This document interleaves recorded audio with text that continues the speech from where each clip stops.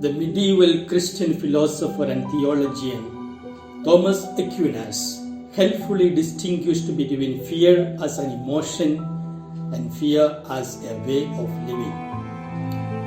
The emotion of fear, Aquinas argued, is a good part of being human. We humans are natural and inescapable lovers. When we perceive something threatening those whom we love, including ourselves, we naturally are afraid. If our love is healthy, then our fear is also healthy. That sort of healthy fear is not a sin, rather it's a sign of love. Aquinas criticizes those who run recklessly into the face of danger without any regard for themselves. To love ourselves and others as we ought means paying attention to our fear when danger threatens. To act in the face of COVID-19 as we had nothing to fear by crowding in the streets, supermarkets, churches, etc. in violation of local public health directives is at root a failure of love for ourselves and those who are most vulnerable. On the other hand, fear can turn us inward, suffocating our loves and in the process ourselves. Fear as a way of living stifles us and locks us into a prison of self-protection. We jealously protect our own safety and the safety of those closest to us. We hoard resources from hand sanitizer to unproven but potentially therapeutic medications. We abandon those outside of our close circles who are vulnerable and who are different from us as not our concern. Both of these ways of living, reckless disregard and stifling self-protection, are not centrally problems of fear. They are problems of love. Fearing well in the time of COVID-19 requires that we love well. To love well in the face of fear, Aquinas says, is to be courageous. To be courageous is not to run headlong into the face of danger with no regard for the consequences, nor to deny or dismiss fear. Courage is not the opposite of fear.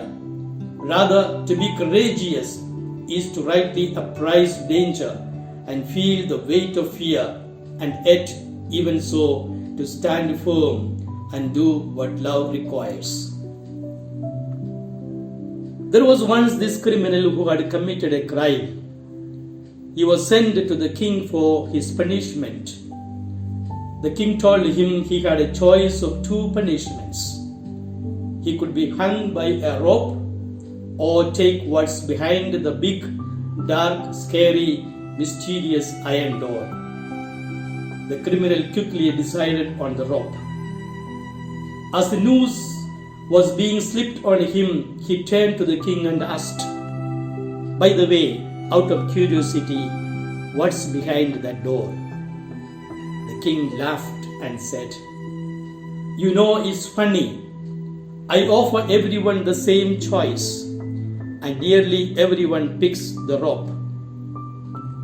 "So," said the criminal, "tell me, what's behind the door?" "I mean, obviously, I won't tell anyone," he said, pointing to the noose around his neck. The king paused, then answered, "Freedom." But it seems most people are so afraid of the unknown that they immediately take the rope. This story offers a powerful reminder about the dangers of clinging to the familiar. Yes, unfortunately, too many of us live our lives choosing the familiarity of our rope. Example, familiar pain, familiar struggle, familiar patterns, etc. Too many of us are far too fearful about the unknown. But if you want to live your best life, you must embrace the freedom of picking new choices for being and doing. After all, it is these new choices which can open the door to your ultimate happiness. Alan Watts said it well when he said, "Our lives are one long effort to resist the unknown." Today, decide to have the courage to push past your fears. Make the decision to finally take off those ropes that bind you and that blind you. Start bravely opening up those doors which lead to the unfamiliar. Know that if you keep doing what you are always doing, you will keep getting what you are always getting. Remember, opening up doors to the unknown is the only way to ensure you are headed towards new opportunities, freedom, growth, and greater joy. Good night, and God bless you.